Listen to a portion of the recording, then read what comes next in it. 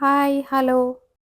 ఈరోజు వీడియోలో tasty crunchy మురుకులు షేర్ చేయబోతున్నాను. ఇందులో వేసే ఇంగ్రీడియెంట్స్ వల్ల వీటి రుచి చాలా చాలా బావుంటుంది. నేను చెప్పే కొలతలు, ఇంగ్రీడియెంట్స్ సేమ్ అదే విధంగా వాడుతూ మీరు కూడా ఇంట్లో చేయండి. ఫస్ట్ టైం చేసినా కూడా గట్టిగా లేకుండా గుల్లగా వస్తాయి. ఒక కప్పు మినపప్పు 2 గంటలు నానబెట్టి కుక్కర్‌లో 3 విజిల్స్ వచ్చే వరకు ఉడకనివ్వాలి.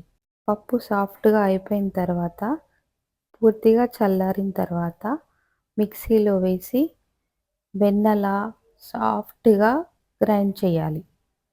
గ్రైండ్ చేసిన ఈ మినపప్పుని ఒక ప్లేట్‌లో వేసి 3 కప్పుల బియ్యం పిండిని మినపప్పు వేసిన ప్లేట్‌లో వేయాలి.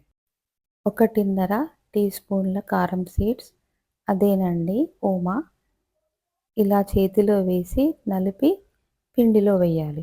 1 టీ స్పూన్ జీలకర్ర, రుచికి సరిపడా ఉప్పు, 3 టీ స్పూన్లు నువ్వులు అన్ని ఇంగ్రీడియెంట్స్ వేసిన తర్వాత పిండినంతా ఆ మినపప్పు పేస్ట్‌తోనే ఇలా చక్కగా కలపాలి. ఈ పిండిని గట్టిగా కాకుండా మృదువుగానే ఉండాలి. ఇప్పుడు ఒక గరిటెడు నూనె వేసి బాగా కలపాలి. ఈ పిండినంతా కలిపిన తర్వాత అరగంట సేపు నాననివ్వాలి. నేనైతే ఈ మోల్డ్ వాడాను. మీరు మీ ఇష్టం ఉన్న మోల్డ్ వాడుకోవచ్చు.